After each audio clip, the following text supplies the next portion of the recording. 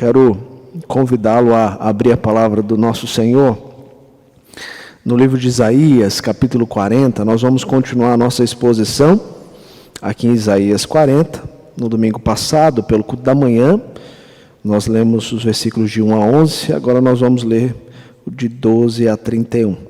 Pais, pegue as suas crianças, coloquem aí do lado um papel, uma caneta, também lápis de cor, porque nós vamos pedir para que as crianças façam um desenho enquanto nós estamos expondo a palavra do nosso Deus, tá bom? Então, prepare isso aí para que tenhamos um momento também de conhecimento, de crescimento para os nossos filhos. Isaías 40, agora os versículos de 12 a 31. Vou ler, os irmãos acompanhem. Quem na concha de sua mão mediu as águas e tomou a medida dos céus a palmos? Quem recolheu na terça parte de uma efa o pó da terra e pesou os montes em romana e os outeiros em balança de precisão? Quem guiou o Espírito do Senhor, ou como seu conselheiro o ensinou? Com quem tomou ele conselho para que lhe desse compreensão? Quem o instruiu na vereda do juízo, lhe ensinou sabedoria e lhe mostrou o caminho de entendimento? Eis que as nações são consideradas por ele como um pingo que cai de um balde e como um grão de pó na balança. As ilhas são como o pó fino que se levanta. Nem todo o Líbano basta para queimar, nem os seus animais para o holocausto. Todas as nações são perante ele como coisa que não é nada. Ele as considera menos do que nada, como um vácuo. Com quem comparareis a Deus? Ou que coisa semelhante confrontareis com ele? O artífice funde a imagem, e o orífice a cobre de ouro, e as cadeias de prata forja para ela. O sacerdote idólatra escolhe madeira que não se corrompe e busca um artífice perito para assentar uma imagem esculpida que não oscile. Acaso não sabeis? Porventura não ouvis? Não vos tem sido anunciado desde o princípio? Ou não atentastes para os fundamentos da terra? Ele é o que está assentado sobre a redondeza da terra, cujos moradores são como gafanhotos. É ele quem estende os céus como cortina e os desenrola como tenda para neles habitar. É ele quem reduz a nada os príncipes e torna em nulidade os juízes da terra. Mal foram plantados e semeados, mal se arraigou na terra o seu tronco, já se secam, quando um sopro passa por eles e uma tempestade os leva como palha.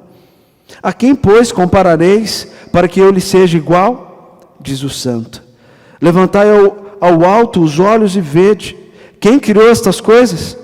Aquele que faz sair o seu exército de estrelas, todas bem contadas, as quais ele chama pelo nome, por ser ele grande em força e forte em poder, nenhuma só venha a faltar. Porque, pois, dizes, ó Jacó, e fala, ó Israel, o meu caminho está encoberto ao Senhor, e o meu direito passa despercebido ao meu Deus? Não sabes, não ouviste, que o eterno Deus, o Senhor, o Criador dos fins da terra, nem se cansa, nem se fadiga? Não se pode esquadrinhar o seu entendimento. Faz forte ao cansado e multiplica as forças ao que não tem nenhum vigor. Os jovens se cansam e se fatigam, e os moços de exaustos caem. Mas os que esperam no Senhor renovam as suas forças, sobem como asas, como águias, correm e não se cansam, caminham e não se fatigam. Oremos mais uma vez. Deus querido, acabamos de ler a Tua palavra. Queremos aprender dela. Fale ao nosso coração, edifique-nos, ó Deus, através da exposição do Teu servo, e use com poder e graça, como já foi pedido. Nós, mais uma vez, pedimos isso também.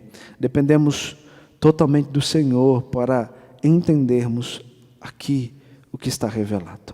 Abençoe as crianças para que elas entendam também a mensagem do Senhor através do desenho e na aplicação dele no final. Em nome de Jesus, amém. Crianças, para vocês, qual é o maior objeto, coisa, animal, que representa para você o que Deus criou? Vou fazer a pergunta melhor. Para você, o que existe hoje, que coisa para você é a maior coisa que Deus já criou? Qual foi a maior coisa que Deus já criou para você? Pense aí. Agora você vai pegar e vai desenhar isso nesse papel. Você vai desenhar e depois vai pintar, para deixar o desenho bem lindo, tá bom? E aí depois o pai e a mãe tira a foto e manda lá nos grupos da igreja para a gente pegar essas fotos e postar também no nosso Instagram.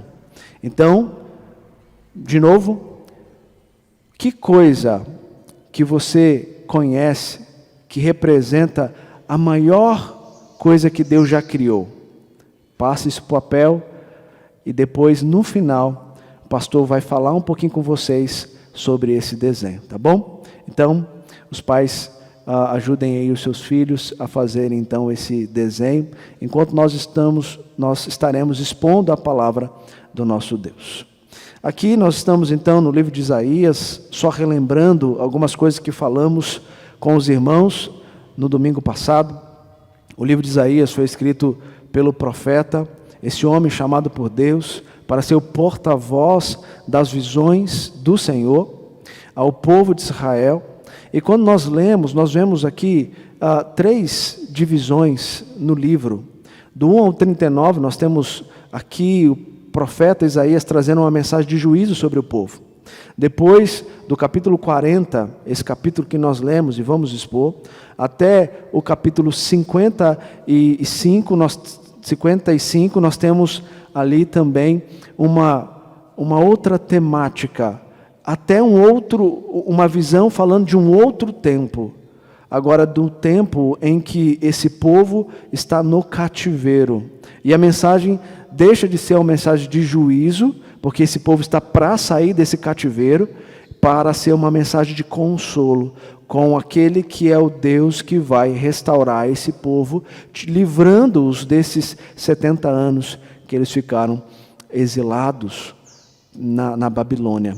E depois, do capítulo 57 até o 66, nós temos uma outra mensagem, num outro tempo. E aqui, muitos intérpretes entendem, por ter essas 3 divisões, com um contexto diferente, com tempos diferentes, que poderia ser aqui 3 Isaías escrevendo esse livro. Mas não é assim que nós entendemos. Nós entendemos que aqui há somente um homem chamado por Deus, e a chave para o entendimento, então, dessas 3 partes em contextos diferentes, em épocas diferentes, é visão. O profeta recebe uma visão do Senhor e fala essa visão daquilo que estava acontecendo, o juízo, daquilo que iria acontecer, a libertação do povo no período que eles ficariam no cativeiro, e também depois Judá, o Deus, o Redentor, o rebento que virá de fato para restaurar de forma total e completa o seu povo. Então essa é a mensagem do profeta. Aqui no capítulo 40, os versículos de 1 a 12, nós aprendemos que a mensagem era para consolar, porque o juízo já estava se findando, e agora o consolo o Senhor voltará, e quando Ele voltará, Ele vai se manifestar, e essa manifestação do Senhor de fato vai trazer restauração. Mas nesse período aqui do povo, era que Deus iria vir para livrá-los do cativeiro. E essa mesma mensagem aponta para essa ideia que nós já temos da restauração que vamos receber quando Cristo voltar. Aqui ainda era a libertação do cativeiro, mas apontando para João Batista como aquele que iria preparar o caminho de arrependimento, porque Cristo viria pela primeira vez, assumir a sua forma humana, a fim de resgatar o seu povo e transformá-los. Assim Ele fez conosco. Nós já somos transformados por Cristo, pois essa promessa já se cumpriu. E agora a nossa perspectiva, aplicando isso para o nosso contexto, nós estamos caminhando, aguardando a volta de Cristo pela segunda vez, para restaurar de forma total e completa essa obra que Ele já começou a realizar em nós. Então a mensagem é consolo. Mesmo em meio ao tempo difícil que nós estamos vivendo, nós precisamos entender: Deus está conosco. Deus, Ele não falha. Ele é fiel e as promessas que Ele já cumpriu revelam que esse Deus é imutável e não mudará diante daquelas que ainda irão se cumprir, como a volta de Cristo. A nossa morada é eterna com Ele. Nós recebermos a coroa da vida e assim desfrutarmos desse benefício que nós esperamos ansiosamente. Agora, o profeta continua a trazer a mensagem, mas dos versículos 12 a 31, ele vai agora revelar quem é esse Deus da restauração. Quem é esse Deus que de fato vai operar essa grande obra na vida daqueles que estavam no cativeiro? Para que aquele povo entendesse daquilo que eles haviam esquecido durante esse tempo de aflição, que esse Deus é o Deus que não é comparado a nada nem ninguém, porque esse Deus é incomparável. Então esse Deus incomparável é o Deus que realizou e vai realizar essa grande obra que nós já falamos. Então, o autor vai trabalhar aqui para mostrar, dos versículos de 12 a 27, que esse Deus não é comparado, porque Ele é incomparável. Incomparável à criação, incomparável em sabedoria, incomparável sobre as nações, incomparável sobre os ídolos, incomparável sobre os governantes. Ele, de fato, é incomparável. Vejamos isso, então, olhando para essas partes dentro aqui desses versículos. Então ele começa aqui nos versículos 12 a 14, mostrando que esse Deus é incomparável. E por que Ele é incomparável? Porque Ele é soberano sobre a criação. Veja as perguntas retóricas que nós temos aqui, dos versículos de 12 a 14. Quem na concha de sua mão mediu as águas e tomou medida dos céus a palmos? Quem pegou as águas em suas mãos e conseguiu medir os seus limites? Ou como palmo conseguiu determinar a imensidão dos céus? Ou quem calcou o peso da terra, ou pesou os montes na balança e as colinas nos seus pratos? A resposta é: ninguém. Ninguém consegue pegar o pó da terra e colocar na sua mão e dizer: olha, nós temos milhões de quilômetros de porção seca existente no planeta Terra. Ninguém pode olhar para o céu e dimensionar a imensidão desse céu. Ninguém pode colocar Deus dentro de uma redoma para entender o que se passa na cabeça dele. Ninguém pode fazer isso. Por quê? Porque esse Deus é incomparável. Somente Ele sabe cada metragem existente na face da terra. E por que isso? Porque Ele as criou. E Ele as criou pela sua palavra. Nós sabemos isso lá, quando Moisés relata os dias da criação em Gênesis capítulo 1. E queridos, quando nós paramos para entender aquilo que é possível diante da revelação de Deus, como Deus é tão perfeito e por meio da sua perfeição criou todas as coisas, a olhar para nós, homens, e tentar entender como é o funcionamento. Por exemplo, quando você vai para a neurociência, você vê o quanto que se avançou nos estudos a respeito do homem, a respeito de como funciona as informações presentes no homem. Quando eu comecei a estudar neurociência, eu fiquei admirado em perceber como pequenas coisas têm algo tão importante e necessário dentro do funcionamento do nosso corpo como um todo. Como, por exemplo, as células. Você tem células tão pequenas, nanocélulas, que nós não conseguimos ver a olho nu, se não for, de fato, um microscópio ou elementos da tecnologia, nós não conseguiremos ver. Por exemplo, existem células que são de 40 a 120 vezes menores do que uma ponta de um lápis.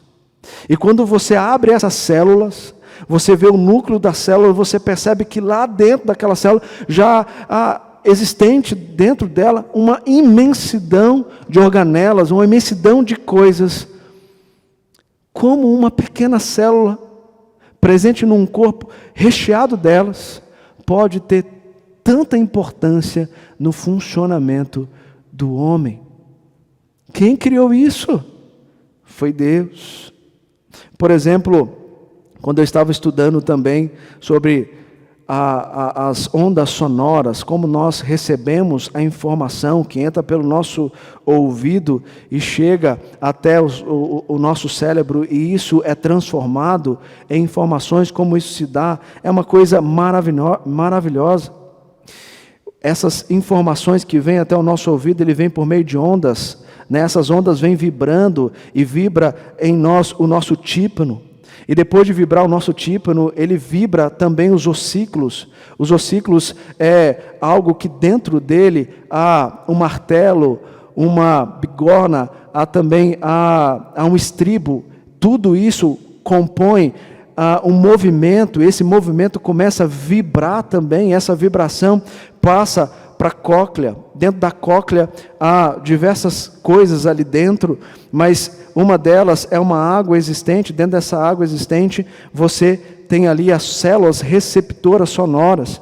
E essa vibração começa a vibrar essa água começa a movimentar os neurônios, e esses neurônios começam a abrir aí as ondas, e os potenciais de ação começam a surgir por conta das ações iônicas que vão abrir as camadas, e esses neurônios vão sair, vão passar pela sonda cinética, e isso vai chegar e vai caminhar e vai vir até aqui no nosso córtex, onde se encontra ali o local que vai gerar essa informação.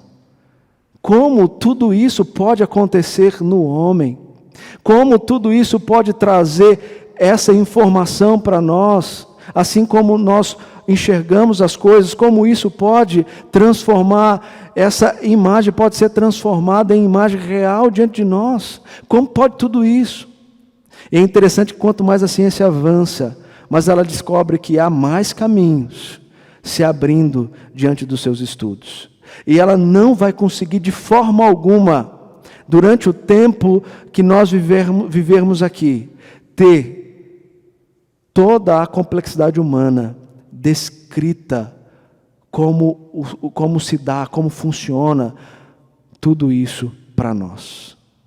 A cada dia um novo conhecimento vem por meio dos avanços da ciência.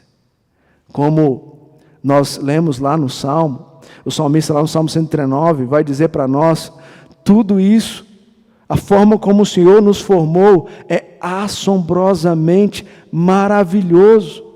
De fato é maravilhoso a forma como Deus criou o homem.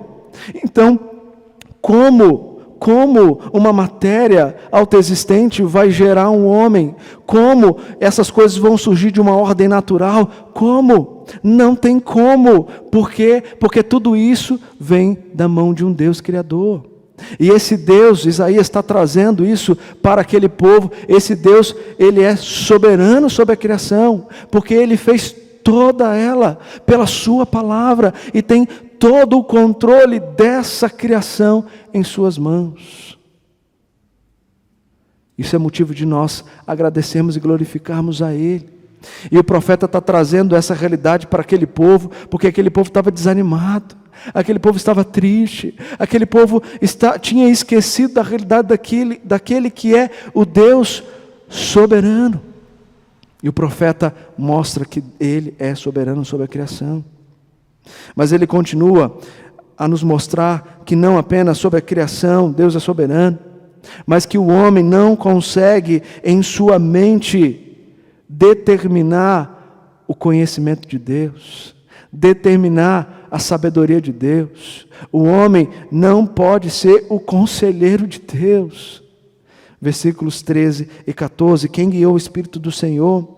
Ou como seu conselheiro o ensinou? Com quem tomou ele conselho para que lhe desse compreensão? Quem o instruiu na vereda do juízo? Ninguém.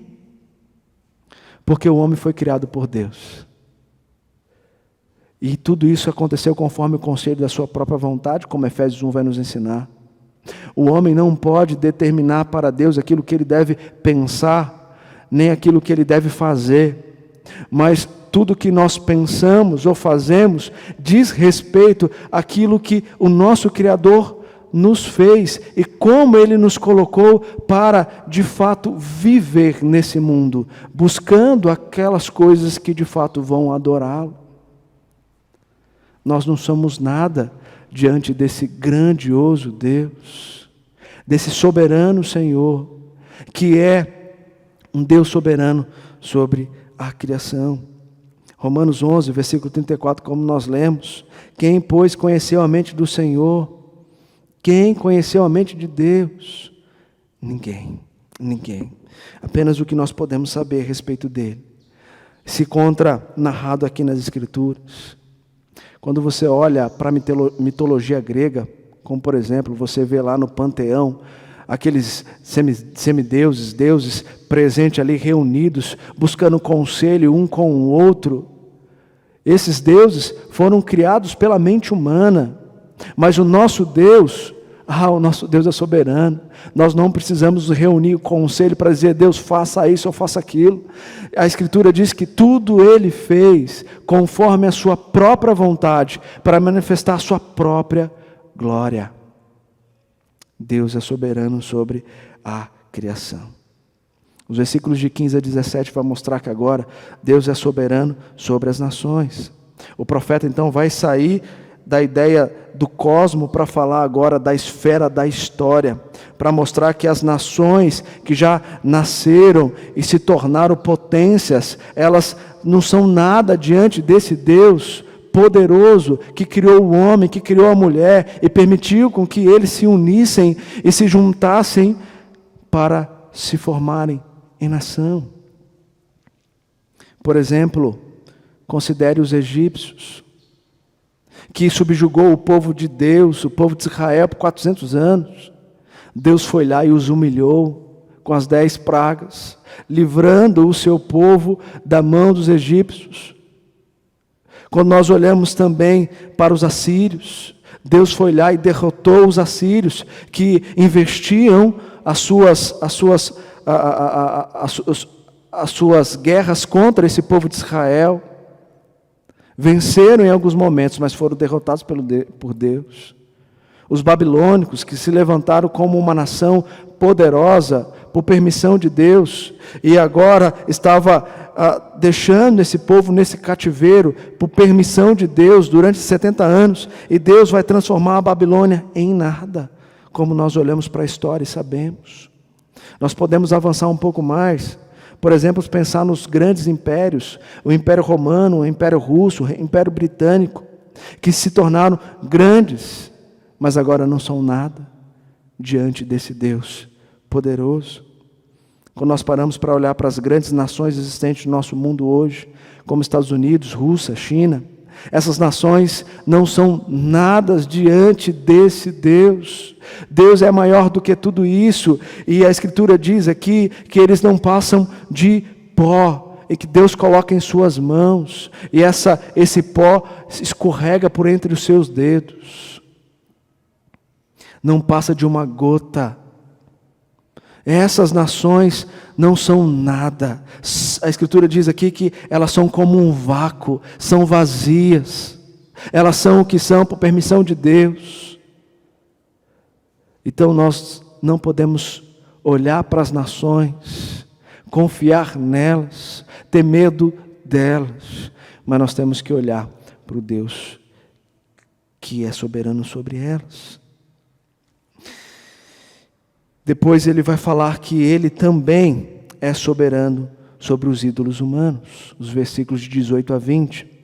O versículo 18 traz essas perguntas: com quem comparareis a Deus? Ou que coisa semelhante confrontareis com Ele? O que o profeta está dizendo aqui: olha, veja tudo que eu já falei para vocês. Deus soberano sobre as nações, sobre a criação, Deus que tem a sua mente é inescrutável, o Deus que é soberano sobre as nações. Veja isso. Há como comparar Deus a eles? Não tem como, não tem como. Mas o profeta continua, ele continua agora falando dos ídolos, e ele diz, no versículo 18, versículo 19, que o artífice funde a imagem e o orífice a cobre de ouro e cadeias de prata forja para ela. O sacerdote idólatra escolhe madeira que não se corrompe e busca um artífice perito para assentar uma imagem esculpida que não oscile. Ou seja, os homens vão e tentam criar ídolos para que o povo passe a adorar, mas esses ídolos não têm como se sustentarem, porque Deus é maior do que eles. E quando nós olhamos para aquilo que Deus fazia ao levantar reis segundo o seu coração para destruir os ídolos daqueles outros reis que andavam contra Deus, eles vinham e devastavam tudo, os postes ídolos derrubavam tudo. Assim como nós temos lá em Êxodo 33, Moisés, quando está no monte recebendo ali as tábuas da lei, depois de um tempo Deus diz: olha, desce Moisés, porque aquele povo está adorando um outro Deus, aquele povo esqueceu de mim. E Moisés desce. Quando Moisés chega, ele joga as tábuas da lei no chão, porque aquele povo estava adorando agora um bezerro de ouro, feito pelas mãos humanas, e acima de tudo, feito pelas mãos de Arão, que caminhou com ele, que era o porta-voz da palavra do Senhor, que vinha através de Moisés. Arão arruma suas desculpas esfarrapadas, mas ele fez, porque ele também se esqueceu do Deus Todo-Poderoso. E o que Moisés fez? Moisés pegou aquele bezerro de ouro e tacou no fogo, e aquilo virou em nada. E Moisés foi mais enfático. Aquele ouro que se derreteu ali naquele fogo foi para as águas, e Moisés mandou que aquele povo tomasse aquelas águas, para eles sentirem o gosto amargo e vomitasse aquilo que eles mesmos construíram com as suas próprias mãos, ao esquecerem de Deus. E depois Moisés mandou os que ficaram fiéis destruir os outros que passaram a idolatrar esse bezerro. Ídolos feitos pelas mãos do homem não pode se comparar ao Deus Todo-Poderoso. E ele continua. Agora nos versículos de 21 a 24 ele vai dizer: acaso não sabeis? Porventura não ouvis? Aqui parece, quando nós vamos estudar até no original, que o profeta já está aqui falando de forma mais brava, trazendo um argumento mais forte, porque ele está mostrando, mas mesmo assim há ídolos entre eles. E ele diz: olha, acaso vocês não sabem? Porventura vocês não estão escutando? Vocês não têm ouvido o que tem sido anunciado desde o princípio? Ou não atentastes para os fundamentos da terra? É Ele que está governando todas as coisas. Ele está assentado sobre a redondeza da terra, cujos moradores são como gafanhotos. É Ele quem estende os céus como cortina, os desenrola como tenda para neles habitar. É Ele quem reduz a nada os príncipes e torna em nulidade os juízes da terra. Deus é soberano sobre os governantes. É Ele que governa todas as coisas. A Escritura nos ensina lá em Romanos 13, que os magistrados civis estão ali por conta de Deus, porque Deus os trouxe, e Deus colocou esse princípio do Estado e os magistrados para governarem a nação, a fim de serem agentes dEle, ministros dEle. É assim que está em Romanos 13. Porque Ele é soberano sobre esses governantes. Então Ele está trazendo isso para aquele povo: olha, vocês estão com medo dessa nação, que é a Babilônia, que está subjugando vocês por 70 anos, mas vocês estão lá por minha causa. Vocês já ouviram que vocês foram para lá por conta do meu juízo, porque vocês me esqueceram, e por conta disso não se arrependeram, e eu subjuguei vocês com essa nação ímpia. No entanto, eu sou o Deus que vai tirar e livrar vocês dessa nação. Esse rei não é nada, esse governo não é nada diante de mim. Eu sou soberano. É isso que o profeta mostra. a fim de trazer consolo, esperança para aquele povo que estava perdido e desconsolado. Então Deus é soberano também sobre os governantes. E agora no versículo 25 e 26, ele vai trazer aquilo que ele trouxe também no versículo 18 para lembrar. Veja tudo que eu já mostrei para vocês. Há como comparar a Deus a isso? Há como comparar a Deus a sua criação? Há como comparar a Deus com as nações? Há como comparar a Deus com os ídolos? Há como comparar a Deus com os governantes? Não há como comparar esse Deus, porque Ele é incomparável. O Senhor é incomparável. É Ele que faz sair o seu exército de estrelas, todas bem contadas, as quais Ele chama pelo nome, por ser Ele grande em força e forte em poder, nenhuma só venha faltar. E o profeta diz isso porque os babilônicos, os cananitas, muitas das vezes passavam a adorar as estrelas. E aqui o profeta diz, olha, esse Deus que não pode ser comparado a nada, porque Ele é maior do que tudo isso. Ele é aquele que coloca as estrelas e tira as estrelas. É aquele que a chama pelo nome. Esse é o Deus soberano. E vocês estão adorando aquilo que Ele criou, e não estão adorando Ele. E tudo isso para depois dizer que o consolo vem na certeza de que eu sou filho de um Deus que fez uma aliança comigo e que não esquece dessa aliança em tempo algum, que me leva a receber o juízo por conta dos meus pecados, que leva a receber juízo porque eu me afastei dele, mas Ele vai usar os meios a fim de que eu entenda a minha podridão, entenda os meus erros e volte a Ele em arrependimento. E é assim que Ele está mostrando para o povo que estava no cativeiro. Vocês me esqueceram, eu mandei o juízo, eu coloquei uma nação para subjugar vocês, mas eu não esqueci de vocês. Por isso que no versículo 1, ele fala para o profeta, consolai, consolai o meu povo, o povo da minha aliança, porque agora é o tempo da restauração. E esse Deus que vai restaurar é um Deus incomparável. É um Deus incomparável.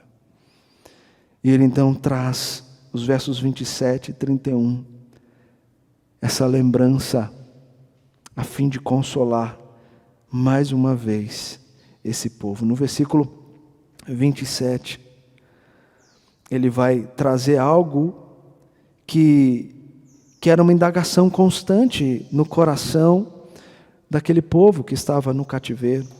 Mas antes disso, o profeta nomeia eles como Jacó e Israel. Versículo 27. Porque, pois, dizes, ó Jacó, e falas, ó Israel. E quando ele fala de Jacó e ele fala de Israel, é justamente para levar esse povo à lembrança da aliança que Deus estabeleceu lá atrás, com Abraão, com Jacó, para mostrar, olha, essa aliança, ela é perpétua, ela continua, eu não esqueci dela, vocês se esqueceram de mim, mas eu não esqueci de vocês. E aí o profeta Isaías vai dizer, ó Jacó, ó Israel, porque vocês perguntam, porque vocês indagam, o meu caminho está encoberto ao Senhor, e o meu direito passa despercebido ao meu Deus. Por quê? Esse Deus não esqueceu de vocês, esse Deus não desamparou vocês, mesmo nesses 70 anos de cativeiro, esse Deus não deixou de consolar vocês. Mas vocês se misturaram com essa nação, vocês, e muitos de vocês passaram a adorar os deuses dessas nações. Foram vocês que começaram a me abandonar. Mas chegou um tempo de eu restaurar vocês. Muitos de vocês estão entendendo o juízo, estão se arrependendo. Esse é o tempo agora de restauração. Então por que vocês estão indagando disso? Estão indagando isso? Vocês não podem esquadriar o entendimento do nosso Senhor. O tempo da restauração é o tempo dele. E quando esse tempo vier, será um tempo de júbilo e glorificação. E de fato foi isso que aconteceu para este povo, para esse povo que ficou exilado. E o profeta vai mais além. Ele vai dizer que esse Deus, além disso, é aquele que vai fazer forte ao cansado, é aquele que vai multiplicar as forças de quem não tem mais nenhuma. Ele diz que os jovens que são cheios de vigor, eles também se cansam, eles também se fatigam, quando esquecem de Deus, e quando não olham para Deus, apenas para o sofrimento, eles também se cansam, eles também se fatigam, e os moços de exaustos caem. E ele traz um alento para dizer: mas aquele que espera no Senhor, renovam as suas forças, sobem como asas como águias, correm e não se cansam, caminham e não se fatigam. Deus é incomparável. Além de tudo isso, Ele é o único que pode trazer vigor aos caídos. Ele é o único que pode consolar o coração que está dilacerado. Ele é o único que pode, de fato, renovar as forças de quem não tem nenhum vigor. Então, se vocês estão cansados e sobrecarregados, saiba que esse Deus incomparável há de aliviar vocês, porque chegou o tempo da restauração. Essa é a mensagem do profeta trazido para aquele povo, amando do Senhor, a fim de que aquele povo entendesse quem era Deus, o Deus da aliança. Vamos aplicar isso? Quero voltar a falar com as crianças agora. Crianças, vocês fizeram o desenho? O que é para vocês uma coisa grandiosa que Deus fez? Desenharam a girafa, desenharam o elefante, desenharam as estrelas, desenhou o sol e a lua, desenharam o universo, desenharam o planeta Terra, com a terra, as árvores. O que vocês desenharam? Para mim, algo que representa essa grandiosidade de Deus, mas ainda de forma limitada, é o céu. Se eu estivesse desenhando aqui, eu iria desenhar o céu com as estrelas, as nuvens, porque o céu foi criado por Deus. E para mim o céu mostra a grandiosidade, porque eu olho e não consigo ver o fim desse céu. Isso revela esse Deus maravilhoso. Então, isso que você desenhou é para falar para você que Deus é maior do que isso. Se você desenhou o céu, Deus é maior que o céu.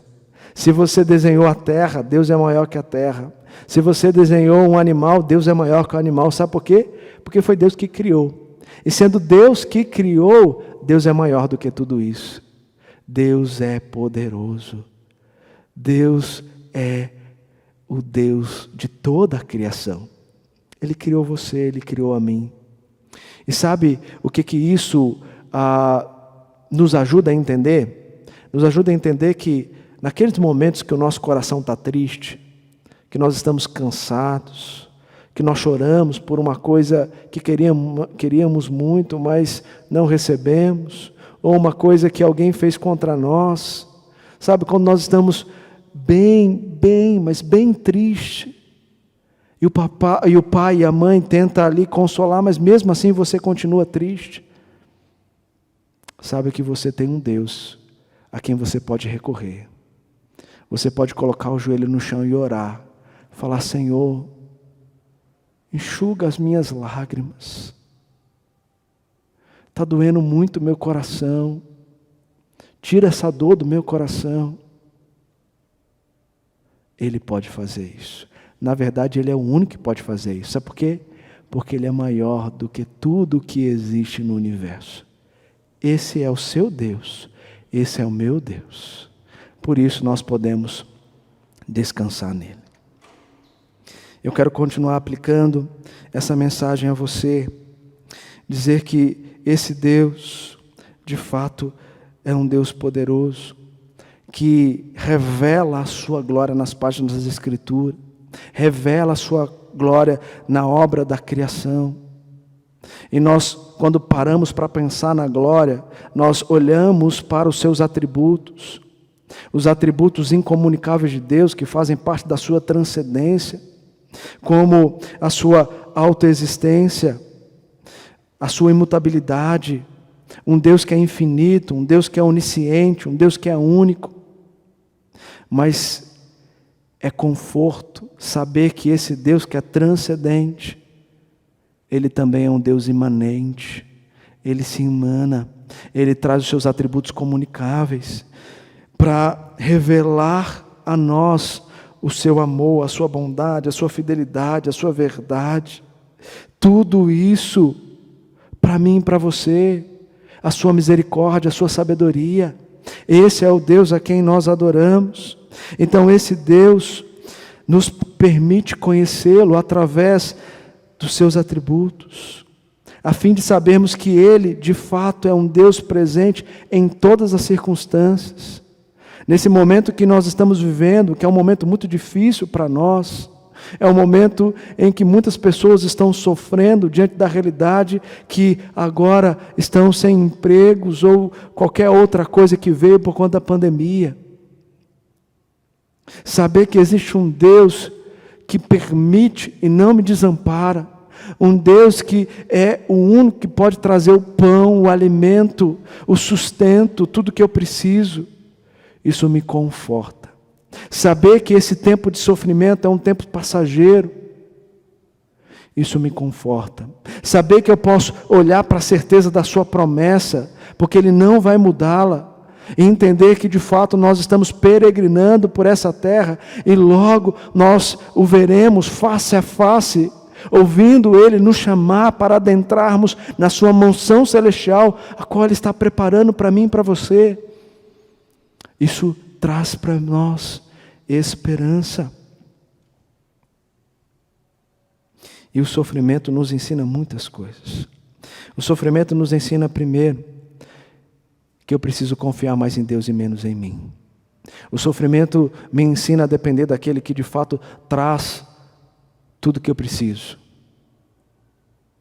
E não confiar nas minhas próprias mãos ou nas minhas próprias forças.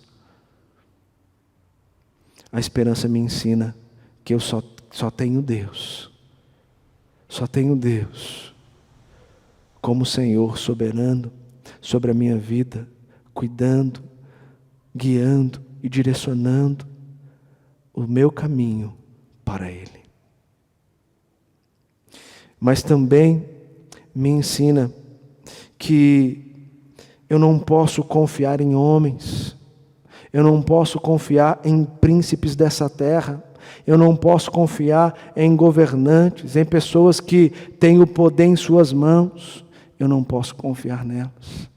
Eu tenho que confiar em Deus, que é maior do que elas, e que colocou essas pessoas para governar para a nação, para o povo. Mas quando fazem isso e traz consequências para nós, nós devemos unicamente descansar nele, pois Ele é o Deus que vai derramar o seu juízo sobre esses que desonram o nome dEle, que de fato trazem consequências para o povo dEle. Nós não podemos confiar em Messias, nós temos que confiar no Senhor, o verdadeiro Senhor da nossa vida, o Deus eterno, o seu Filho eterno, o Salvador É nele que devemos confiar, pois é ele que vai nos resgatar, é ele que vai nos transformar, é ele que vai nos dar uma nova vida, é ele que prometeu que vai voltar para nos restaurar de forma completa no novo corpo, para vivermos a eternidade sem dor, sem sofrimento. É ele que prometeu que vai enxugar dos nossos olhos todas as lágrimas. Não é presidente, não é governante, não é prefeito, não é vereador, não é nada disso. E se esses homens não fizerem aquilo que devem ser feito à luz daquilo que Deus os constituiu, eles vão sofrer. E vão sofrer o juízo de Deus. Nós podemos sofrer também, mas nós precisamos confiar e ter esperança nele. Salmo 146, versículo 3, vai nos lembrar de não confiarmos em príncipes, nem nos filhos dos homens, em quem não há salvação. A esperança é no Senhor. E essa esperança no Senhor renova as nossas forças. Porque esperar é confiar que mesmo que esteja demorando, Ele voltará. Mesmo que esteja doendo, Ele vai aliviar. Mesmo que não vemos saída no fim do túnel, Ele nos levará a sair do túnel. Deus preza pela esperança. E isso significa que, se nós buscarmos morada terrena, nós não vamos encontrar. Mas se de fato nós esperamos no Senhor, nós vamos encontrar a nossa morada celestial. Pois é lá que dará a nossa habitação eterna. Agora, o contrário da esperança é a desesperança. E quando o povo começou a esquecer de Deus, veio a murmuração. Vindo a murmuração, veio sobre eles a negação, a desconfiança, a dúvida. Será que Deus vai me consolar? Será que Deus vai me libertar? Será que Deus vai, de fato, renovar as minhas forças? Já parou para pensar nisso? Que a sua murmuração traz para você esquecimento daquilo que Deus é, daquilo que Deus faz. Esperança é esperar. Nós somos ansiosos e não gostamos de esperar, mas Deus nos ensina quando nós esperamos. Porque é nesse tempo que esperamos que Ele vai lapidando os seus filhos para serem parecidos cada vez mais com seu Filho Jesus, para juntamente com Ele herdarmos a eternidade. Então, nós devemos entender o sofrimento e buscar viver na certeza de que Deus é o Deus da promessa, Deus é o Deus da aliança, Deus é o Deus que não esquece do seu povo, é o Deus que no tempo dele trará restauração para o seu povo. Confie nele tão somente e viva de acordo com a vontade dele, glorificando-o em todos os seus atributos, porque ele de fato é o nosso Senhor, soberano sobre todas as coisas existentes no mundo, pois todas elas foram criadas pela palavra dele. Que Deus nos ajude a descansar e ter convicção que a nossa vida depende unicamente de um Deus que é vivo e verdadeiro, um Deus que não morreu, um Deus que é autoexistente e um Deus que zela pelo seu povo, aquele que Ele escolheu e que foi salvo por seu Filho Jesus, derramando um precioso sangue naquela cruz. Que possamos então viver com essa certeza no nosso coração, com essa esperança, a fim de caminharmos durante esse tempo difícil que estamos vivendo. Que Deus nos abençoe.